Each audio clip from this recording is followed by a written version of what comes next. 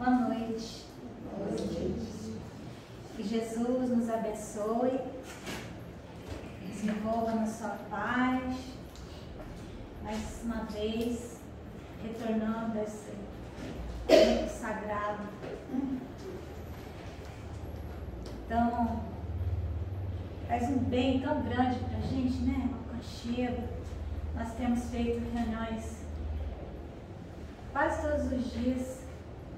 Online é bom, maravilhoso, nós não podemos perder nessa ferramenta. Mas estar junto, né? Abraçar. Estar em família, que aliás é o tema do nosso estudo de hoje. A vida em família. Se a lei da reencarnação, quando nós olhamos para ela, será que ela não fragiliza os laços de família? Alguém já parou para pensar? Porque nós não refletimos muito nisso, né?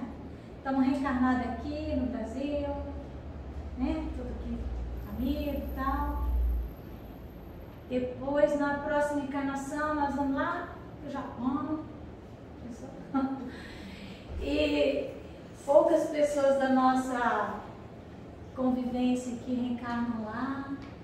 E aí, será que essas pessoas que nós amamos vão nos esquecer? Vai fragilizar? É uma figura pública que eu amava e amo até hoje, Lady Diana, uma princesa. Então, ela desencarnou. Todos nós sabemos disso. E ao reencarnar, como será, né? Então, imagina que essa lei na Inglaterra deve ser um problema, né?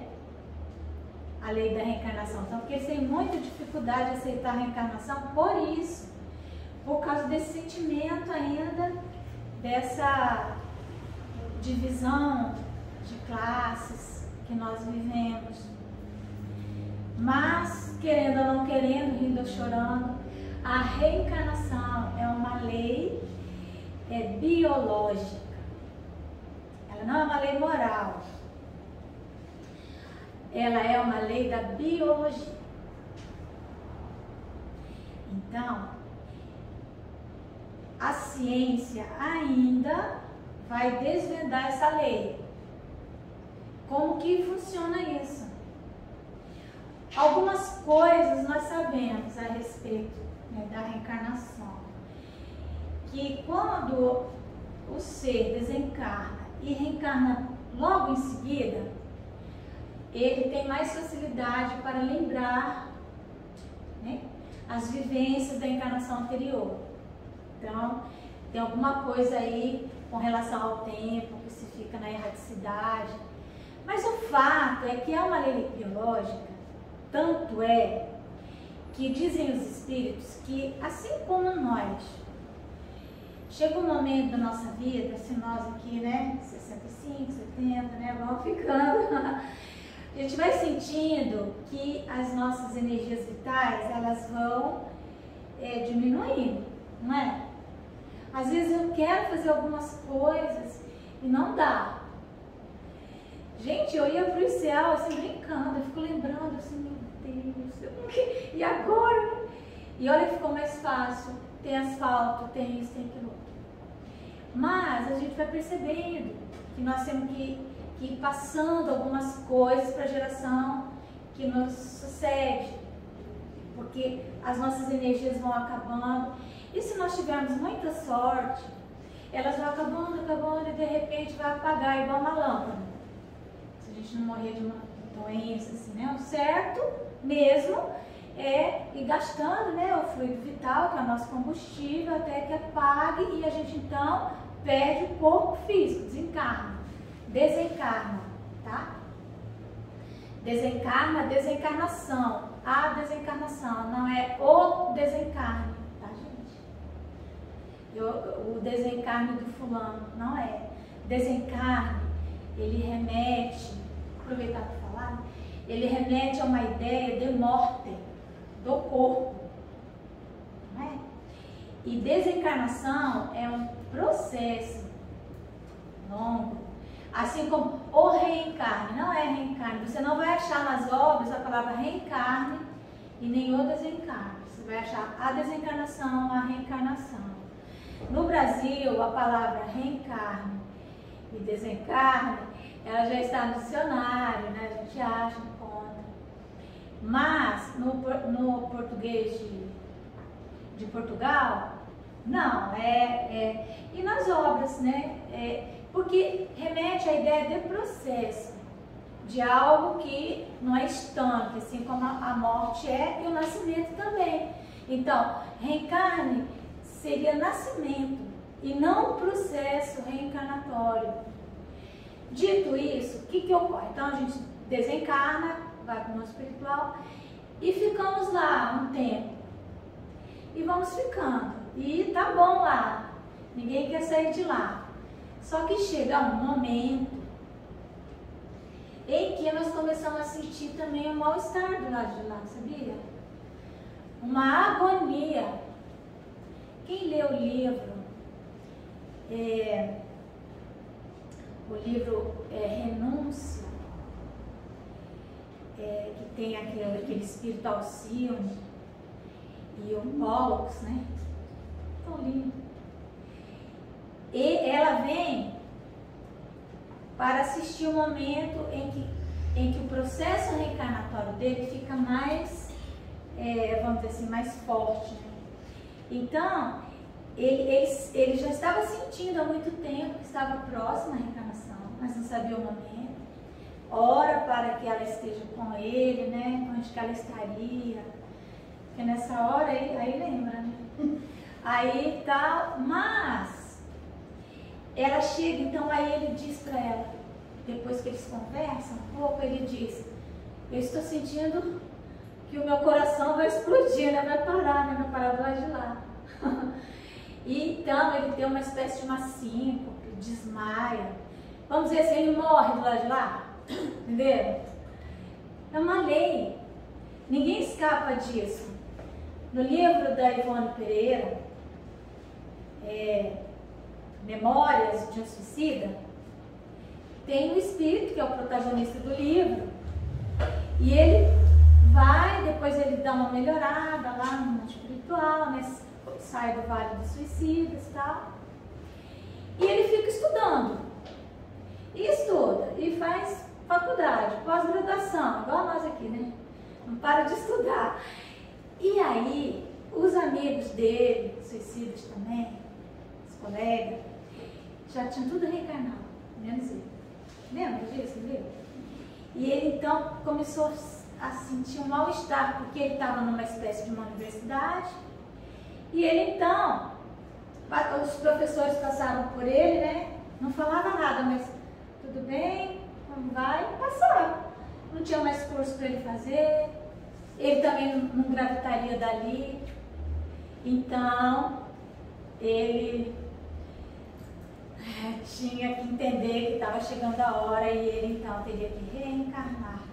Porque quando nós desencarnamos, nós não perdemos todos os nossos corpos, nós perdemos o corpo de carne e nós gravitamos para uma dimensão de matéria. Apesar de a gente falar muito espiritual, é muito material, né? Matéria, né? André Luiz chegou lá todo cheio de doença, né? Teve que ser curado de um corpo que estava inclusive adoecido.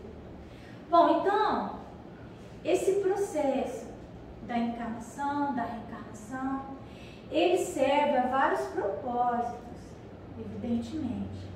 O principal deles é o progresso dos mundos materiais, né? A intelectualização da matéria, o contato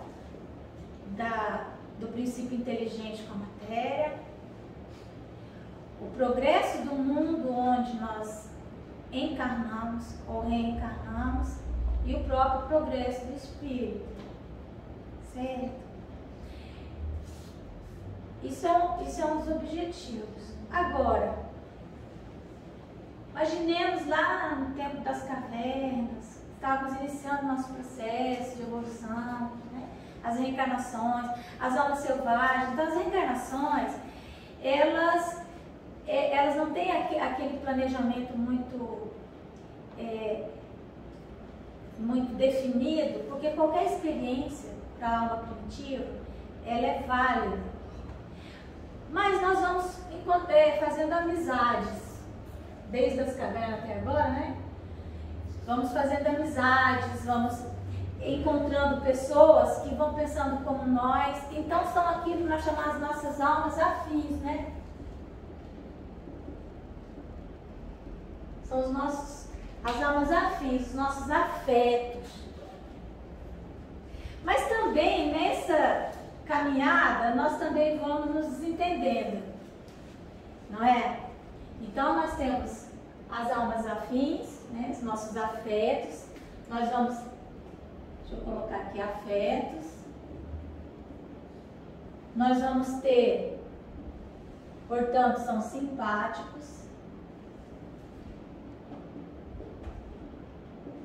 Simpatia, né? Simpático vem a pessoa que pensa igual. Eu sou simpática a essa causa, né? Mas tem aqueles com os quais nós nos desentendemos, então eles se tornam nossos desafetos.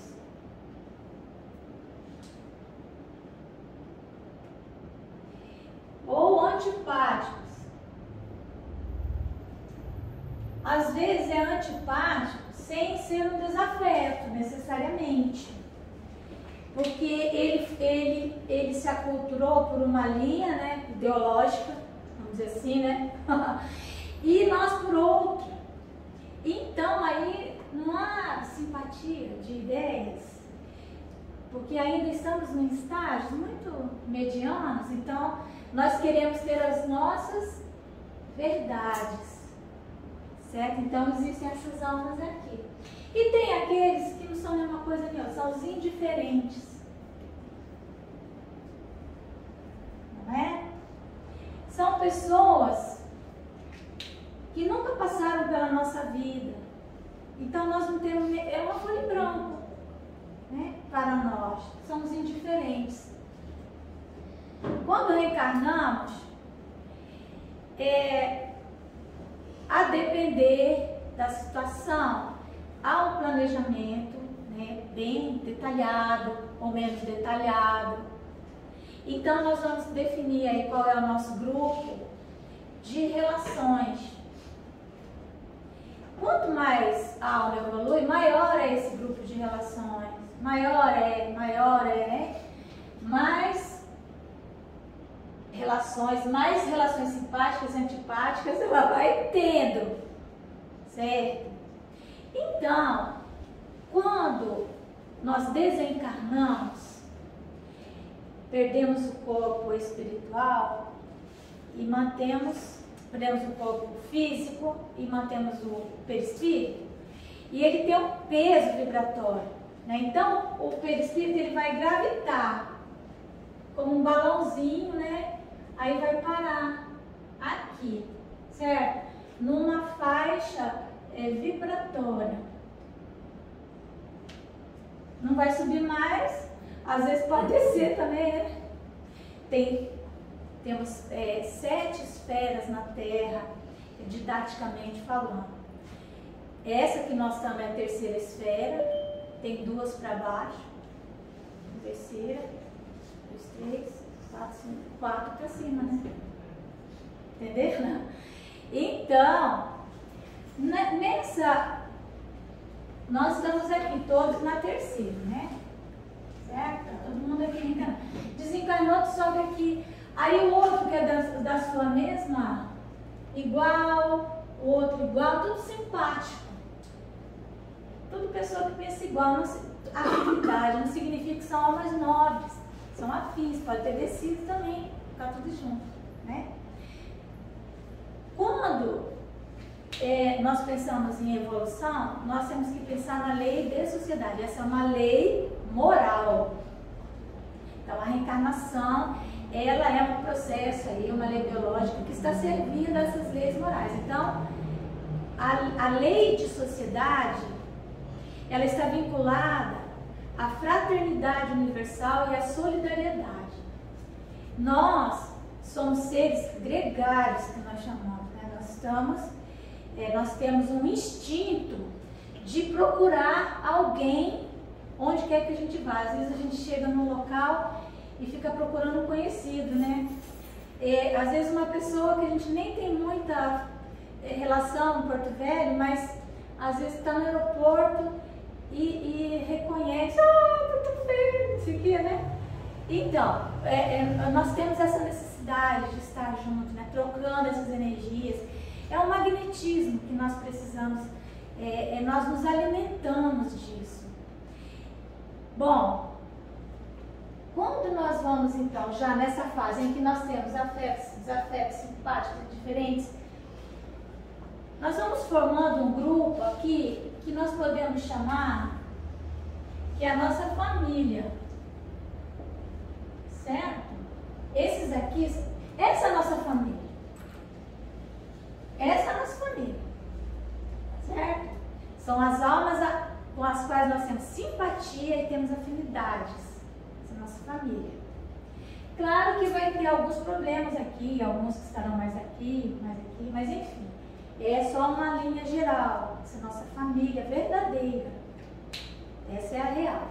Aí, quando nós é feito um planejamento da nossa encarnação na Terra, define-se quantos desses ficarão próximos de nós, se isso é bom, se isso não é bom. Às vezes aquela mãe amorosa, né, maravilhosa, mas que foi amorosa demais, ela tem que ficar às vezes um pouco distante.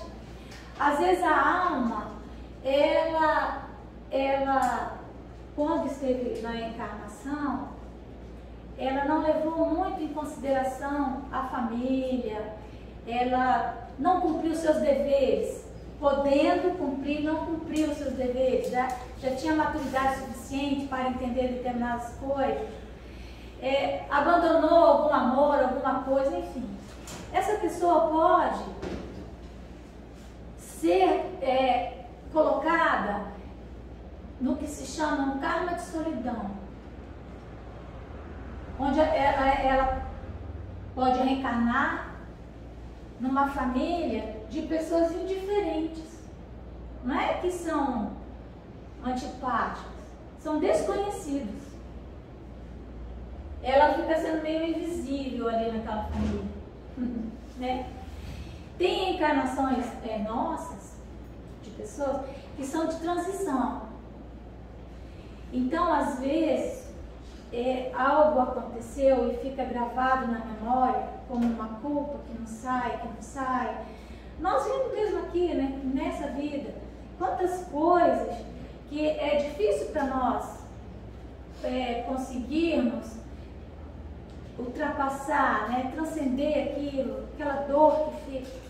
Então, a pessoa desencarna, reencarna, e às vezes ela tem, então, que solucionar algum problema bem sério, mas aquela memória que está ali, ela está impedindo da pessoa avançar.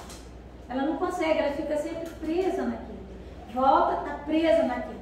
Ela repete aquilo. Então, pode acontecer, às vezes, uma reencarnação de transição, em que ela reencarna num meio completamente diferente. Tem almas que reencarnam, às vezes, entre os selvagens. Para a lei biológica da reencarnação, para dar um espaço-tempo no cérebro dela, ficar num ambiente totalmente diferente, onde ela possa ter uma certa... Ela vai ajudar o progresso daquelas pessoas, mas ela fica ali durante X tempo, mas é claro, com almas indiferentes, mas é claro que ela vai estabelecer vínculos ao final dessa encarnação. Então, não tem nada de absoluto quando nós estamos na dimensão terceira, na terceira essa aqui. Porque quando nós estamos na terceira dimensão, que é a dimensão material densa, na mesma família, nós vamos ter, então, normalmente é assim que funciona: espíritos simpáticos e afins, espíritos antipáticos, com ideias diferentes. Não foi uma briga agora esse negócio de política, né? Famílias se separando por causa de ideologia, né? E foi mesmo, e é, e pronto. Então, formando às vezes desafetos, uma coisa que é só uma coisa, uma antipatia, vira um desafeto mesmo. Não quero saber, não falo com fulano, né? Então, nós vamos ter aí essa espécie, essa aqui, os indiferentes. O indiferente na família é aquela pessoa que não se ajusta, ele não está em lugar nenhum, né? Parece que ele passa de forma invisível. Pode ser, às vezes, que a pessoa está tendo uma encarnação em que ela está, que a gente chama, ela está numa situação quiescente, uma situação de semente adormecida.